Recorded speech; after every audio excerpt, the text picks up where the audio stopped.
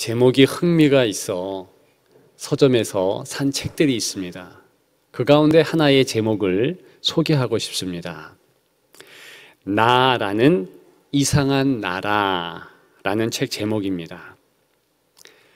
정신과 전문의가 쓴 책인데요. 우리 자신은 우리 스스로를 사실은 잘 모른다는 것입니다. 마치 국가 한 나라, 우리가 사는 이 땅 가운데서도 미지의 탐험지가 많듯이 저와 여러분들의 마음이 알지 못하고 알아야 할 내용들이 많다. 그러한 내용을 담고 있는 것입니다. 그러니까 내가 한 나라라는 것은 비유적으로 그렇게 말할 뿐입니다. 그러나 성경에 보게 되면 그런 비유적인 것 아니라 정말 하나님께서 저와 여러분들을 한 나라, 한 국가로 여기신다는 것입니다. 통치의 영역을 주셨기 때문이에요. 우리는 제법 큰 나라들을 잘 알고 있습니다. 그런데 이 땅 가운데 아주 작은 지역적인 나라들도 있다는 것 아십니까? 바티칸 같은 나라, 인구가 약 830명 뿐입니다. 나우르라는 나라, 인구 약 16,000명입니다. 모나코 같은 나라 또한 인구가 36,000명.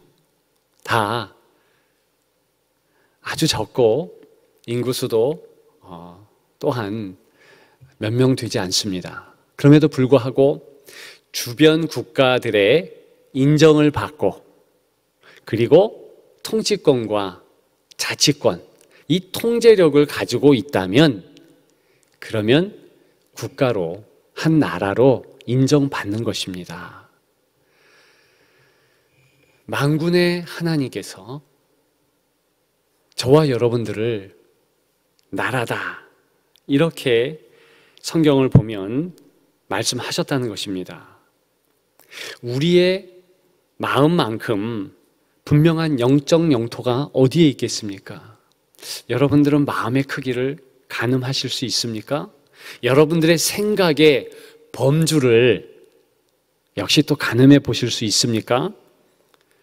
사실은 아주 넓고 큰 가늠할 수 없는 통치 공간이라는 거예요. 그래서 성경은 여러 곳에서 마음을 강조하고 생각을 강조합니다. 골로새서 3장 2절 같은 곳에서는 위의 것을 생각하고 땅의 것을 생각하지 말라 그랬습니다. 이사야 55장 8절에는 이는 내 생각이 너희의 생각과 다르다 그러면서 여호와의 말씀이니라 그렇게 우리에게 가르쳐주지 않습니까? 그냥 생각이 중요하다, 마음이 중요하다 그런 의미가 아니라 그 생각과 마음을 통치하도록 만왕의 왕께서 통치권을 주셨다는 거예요. 나라라는 것입니다. 성경에 보게 되면 이 생각마저도 자신의 것이 되지 못한 인물들이 나옵니다. 대표적인 인물이 거라사의 광인이죠. 군대 귀신이 들리지 않았습니까? 그랬더니 그의 인격이 유린됩니다. 그의 생각마저도 빼앗기죠. 결과적으로 어떻게 됩니까? 무덤가에 살게 됩니다. 동물과 같이 옷을 다 벗고 밤이 낮되고 낮이 밤되어 그렇게 살아가게 되는 것이죠. 여러분, 우리는 인생이기에 이 땅에 존재한다. 그때부터 아무튼 통치권을 부여받고 내 마음을 그리고 몸을 어느 일정 분량의 삶의 터전을 통제하고 통치하게 되어 있습니다. 예수님을 보십시오. 예수님도 한 나라이십니다. 그분 자체가 하나님 나라라는 것이죠. 주님이 복음서에서 여러 번 하나님의 나라가 가까이 왔다 말씀하셨습니다. 가까이 왔다. 그 뜻은 바로 여기에 있다, 이런 의미예요. 내가 곧 하나님 나라다, 나라이심을 선포하는 것입니다. 이제 성령을 통해서, 우리 성령 하나님을 통해서 하나님의 나라인 예수 그리스도, 그분이 우리에게, 각자에게 임하는 것입니다. 그러면 주 예수님을 우리 마음 왕좌에 모시면 우리가 하나님 나라가 되는 것이지요. 곧 하나님 나라 연방에 편입되고 영광된 하나님 나라 되는 것입니다. 오늘 본문을 보게 되면 부각되는 두 인물이 나오고 있습니다. 누구이겠습니까? 베드로와 나면서 못 걷게 된 자입니다. 2절 보니까 사람들이 나면서 못 걷게 된 자를 메고 옵니다. 구걸하기 위해서 미문이라는 성전문에 자리하도록 하지 않겠습니까? 베드로는 요한과 더불어 성전에 기도하기 위해서 들어갑니다. 그때 못 걷는 자가 그들을 보고 구걸합니다. 베드로는 그 사람을 주목했지요. 그리고 말했습니다. 은과 금은 내게 없거니와 내게 있는 것으로 내게 주노니 나사렛 예수 그리스도의 이름으로 일어나 걸으라. 그리고 오른손을 내어 밀었습니다. 그 사람을 붙잡았지요. 일으켰습니다. 오늘 본문에 보니 이 사람이 뛰기도 하고 그리고 함께 찬양했더라 말씀하고 있습니다. 사실 이 두 인물은 두 나라를 말하고 있는 것입니다. 세속나라와 하나님 나라, 두 사람이 대표격으로 대면한 것입니다. 나라 간의 충돌인 것이에요. 보이지 않는 영적 전투, 영적 싸움이 있습니다. 가치관의 싸움이고요, 영향력의 싸움이었습니다. 오늘 제목된 은과 금은 내게 없거니와 이 발언을 주목하십시오. 그리고 기억하십시오. 이 짧은 말에는 나라들의 속성이 몇 가지 대조된다는 것입니다. 첫째는 나라들의 자부심이 대조됩니다. 돈이 자부심이 된 나라와 하나님의 사랑이 자부심이 된 나라, 돈이 자랑인 나라와 하나님 사랑이 자랑인 나라 간의 대결 양상입니다. 거린을 보십시오. 세속 가치관으로 똘똘 뭉쳤습니다. 그럴 수밖에 없죠. 이 사람은 정말 돈이 필요해요. 사람들에게 인정받기 위해서도 돈은 꼭 필요하고 생활을 영위하기 위해서도 돈이 꼭 필요합니다. 그런데 이 구걸하는 자만 돈이 필요하겠습니까? 많은 이 땅에 거하는 나라들이 다 돈이 필요하다는 것이죠. 무엇을 얻을까 하여 그렇게 베드로를 쳐다봅니다. 오늘 본문 보면 알 수 있지 않습니까? 직접적으로 보면 돈 좀 받을까? 그렇게 바랬다는 것입니다. 베드로가 그 낌새와 마음을 알아챘겠지요. 그래서 은과 금은 내게 없거니와 그랬어요.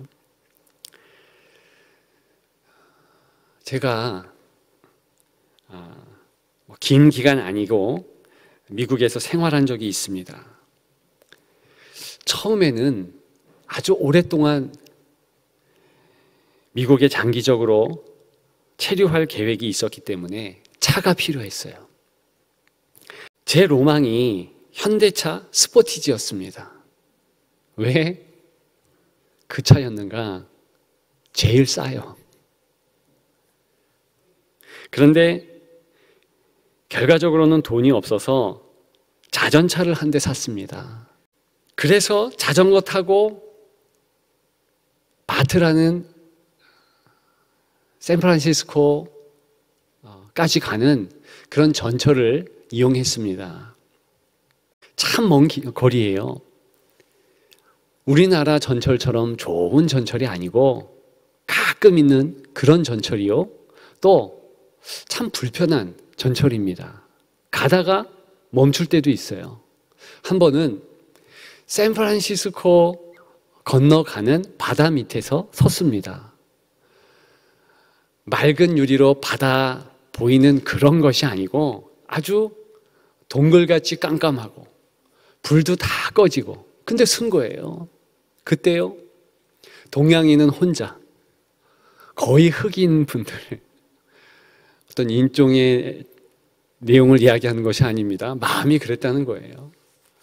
그리고 무섭기도 하고 어떻게 될까 두렵기도 하고 그래서 아주 힘든 시간을 그날 보내야만 했습니다. 나중에 알고 보니까 국영정철이 아니기 때문에 자주 그렇게 쓰는 전철이었습니다. 여하간에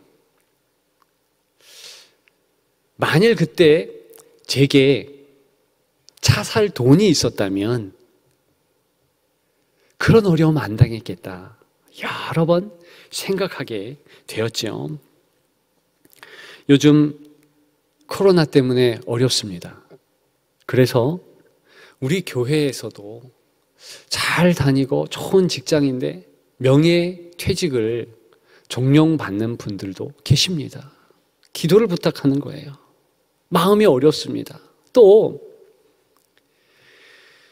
장사를 하시는데 경영이 안 되는 거예요. 쉽지 않습니다. 그래서 역시 기도 부탁하는 그런 성도들도 계십니다. 가정이 전체가 다 어려운 거예요. 자녀들도 어렵고 부모들도 어렵고 그렇습니다. 여러분, 오늘 본문에 이 거린에게 돈이 있었다면 이렇게 구걸하러 거리에 나왔을까요? 외국에 있는 저에게 돈이 있었다면 그런 어려움을 또한 당했을까요?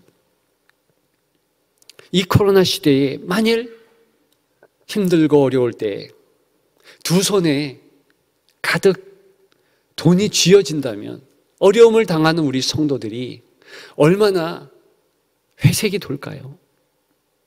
여러분 그렇지 않을까요? 믿는 사람들에게 전혀 돈이 필요 없습니다. 그것 말하는 것 아닙니다. 만일 돈 때문에 내가 목숨을 끊어야 되겠다. 혹은 돈 때문에 내가 너무나 낙심되고 절망되고 좌절된다. 그런 상황이라면 사실은 오늘 보고 있는 세속 나라가 가지고 있는 가치관과 다름이 없다는 거예요. 저들이 가지고 있는 세계관과 또한 그들의 그 나라들의 영향력 하에서 속절없이 두 손 두 발 다 들고 있다는 뜻입니다. 본문의 베드로를 보십시오. 이 나라는 어떻습니까? 은과 금은 내게 얻거니와 말했습니다. 한숨 쉬며 내뱉은 것이 아닙니다. 실은 자부심처럼 말한 거예요. 저는 이거 자랑이다 그렇게 생각합니다. 당신 돈이 없지, 절망스럽지, 힘들지. 그런데 돈이 다가 아니야. 돈 없어도 살 수 있는 길이 있고 돈 없어도 승리할 수 있는 능력 있는 방법이 있어. 그렇게 얘기하는 것입니다.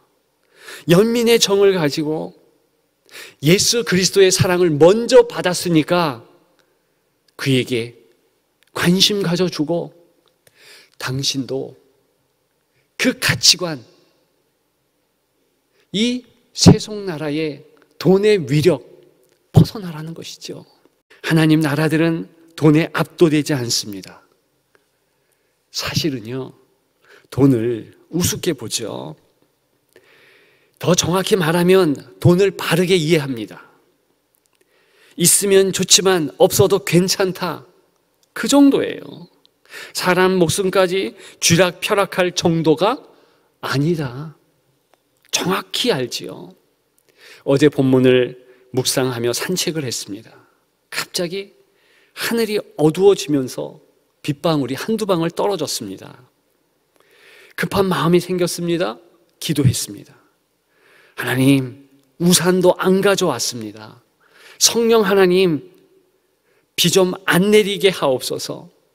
그런데 퍼뜩 어떤 생각이 지나가는 거예요. 저는 그것이 비언어적인 성령님의 메시지라고 봅니다. 무슨 생각이 들었냐면, 야, 비가 오면 어때? 비 좀 맞으면 어때? 그냥 집에 가서 옷 갈아입고 샤워하면 되지? 그 생각이 드는 거예요. 그래서 제가 어떻게 했는 줄 아십니까?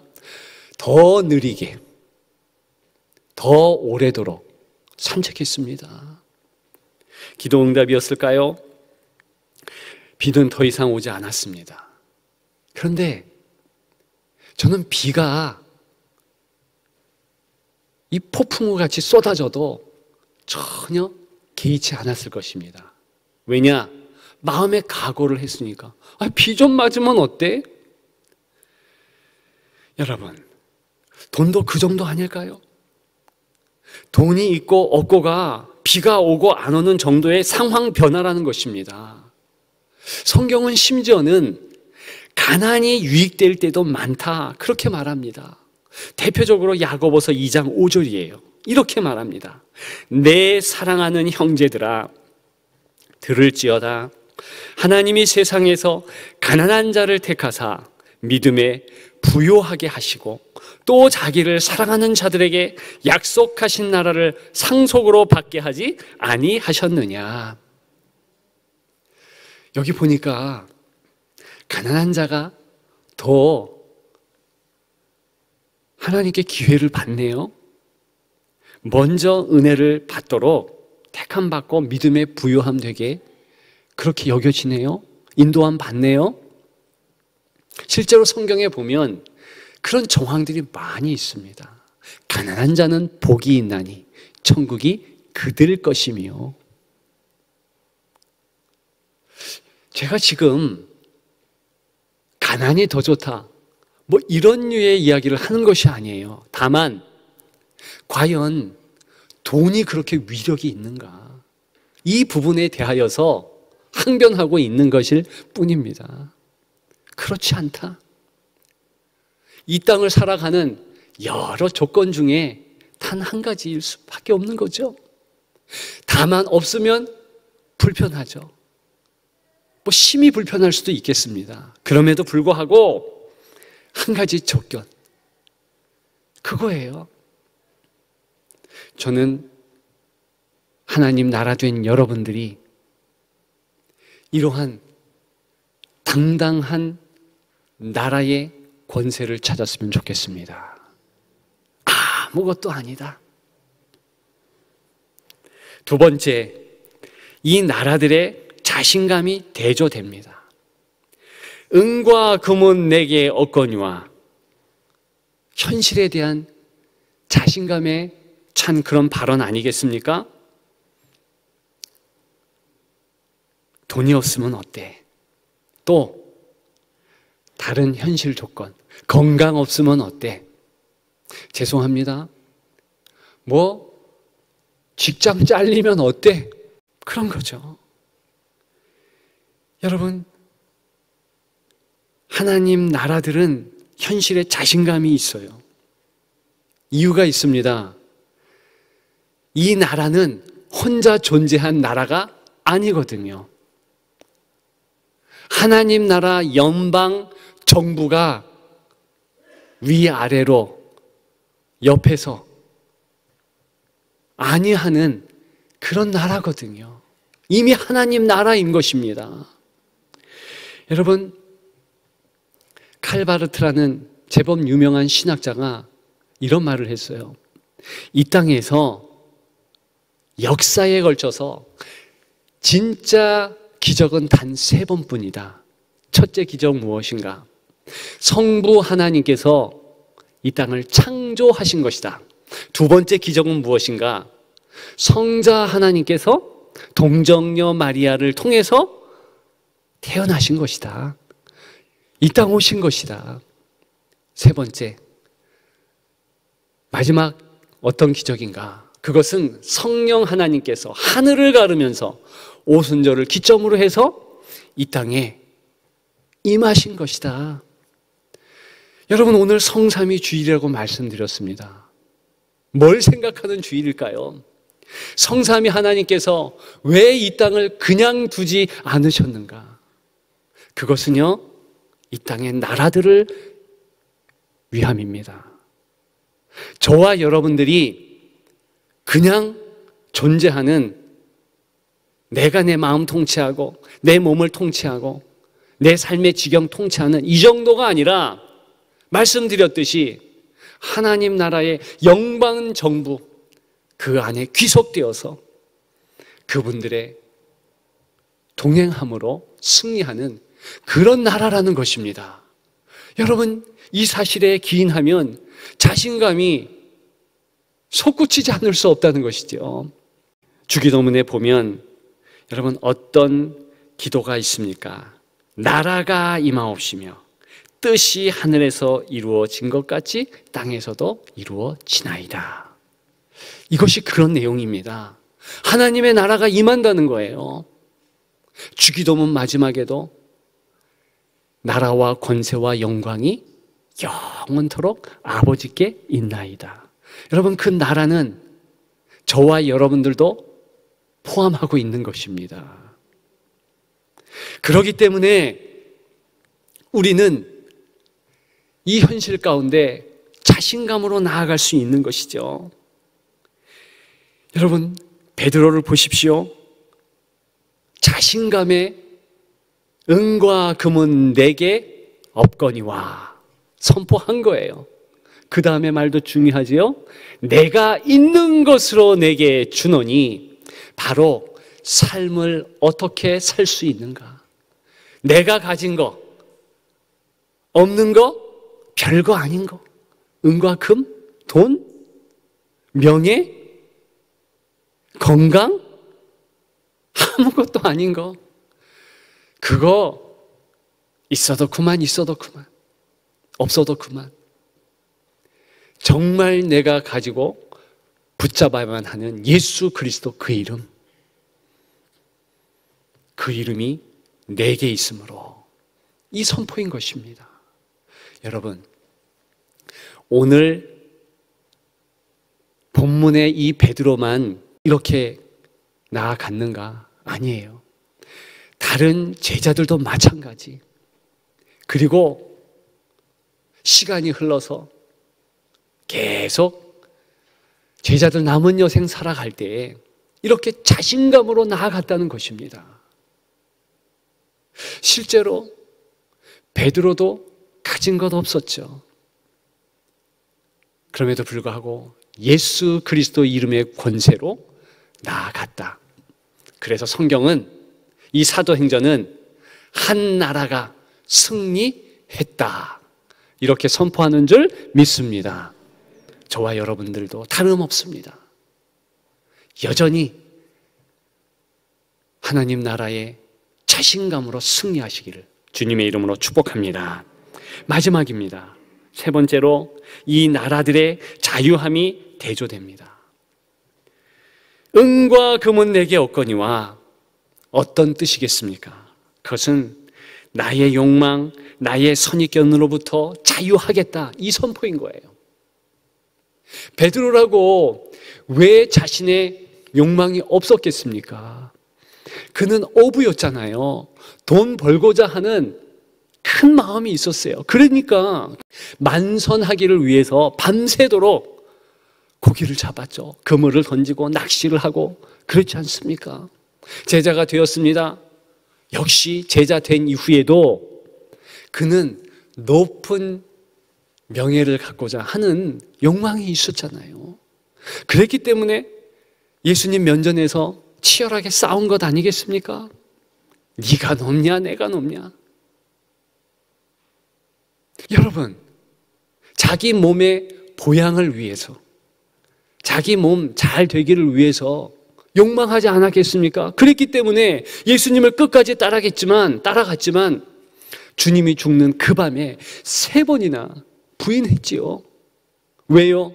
같이 감옥 갈까 봐, 같이 고난 받을까 봐, 혹시 같이 죽을까 봐. 이것이 베드로였어요. 그런데 성삼위 하나님의 진격을 체험합니다. 하늘을 가르면서 성령 하나님을 통하여서 자신 마음의 왕좌를 틀으신 예수 그리스도를 경험하게 된 것이죠. 어떻게 변합니까? 이제 욕망을 뒤로 합니다. 자신이 가지고 있는 선입견도 뒤로 합니다. 왜 베드로라고 선입견이 없겠습니까? 왜 성도라고 선입견이 없겠습니까? 우리 문화의 틀거리로 각 개인의 삶의 배경 따라 선입견이 있지요. 유대인의 선입견이 있었습니다. 못된 선입견인데, 장애를 가지고 태어났다? 그러면 죄인이라고 본 거예요. 자신들의 공동체에 들어오지 못한다, 그렇게 생각한 거예요. 또 어떤 선입견이 있습니까? 이방인은 공동체에 들어올 수 없다, 이런 선입견이 있었네요. 그런데 오늘 본문 보십시오. 벌이잖아요. 중요한 것은 이 걷지 못하는 자가 일어난 사실이 아닙니다. 이 걷지 못한 자가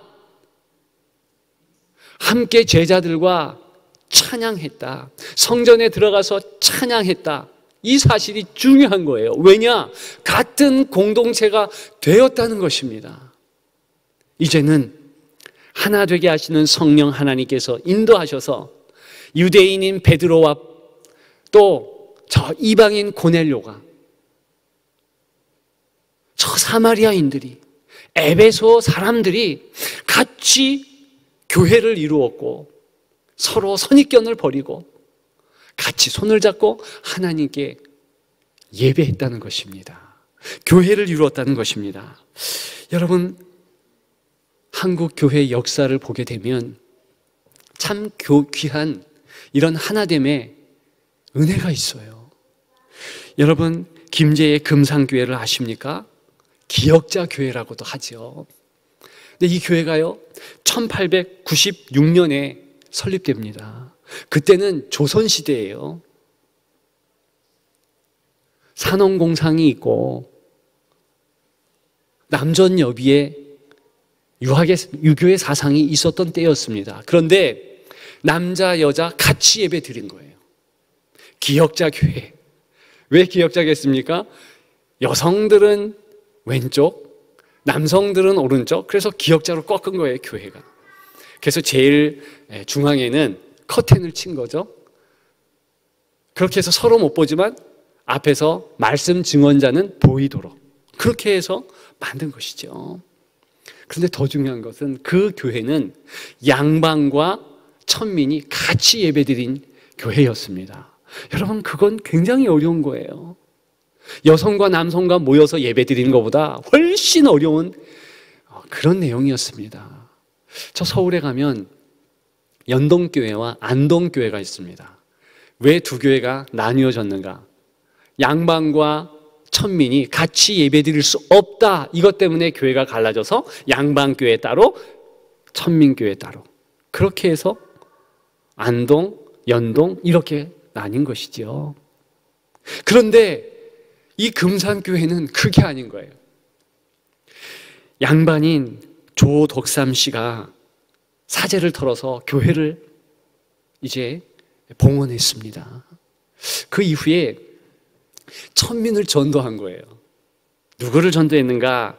이자익이라는 천민의 자신 집에서 일하는 머슴을 전도한 거예요. 그랬더니 이 머슴이, 이자익이 다른 친구들을 쏙 데려온 거예요. 그 양반보다 또 천민이 더 많았죠. 장로 선거가 있었습니다. 하필이면 이 양반 조덕삼 씨와 천민 이자익 씨가 맞붙은 거예요. 한 명을 뽑아야 되는데 누가 뽑혔겠습니까? 천민이 더 많으니까 이자익 씨가 뽑힌 거예요. 그때 이 조덕삼 씨가 일어나서 정말 한국 기독교사에 남을 만한 그러한 귀한 말을 한 거예요. 저보다 이자익 영상이 더 믿음이 좋습니다. 여러분 선택에 정말 감사드립니다. 뛰쳐나가지 않았어요. 인정하고 그를 첫 장로로 세운 거예요. 물론 그 이후에 조덕삼 성도도 장로가 되지요. 더 중요한 것은 이 이자익 자신의 머슴을 평양신학교에 보내잖아요. 그래서 목회자가 되게 합니다. 바로 이 금산교회의 담임 목사가 되게 합니다.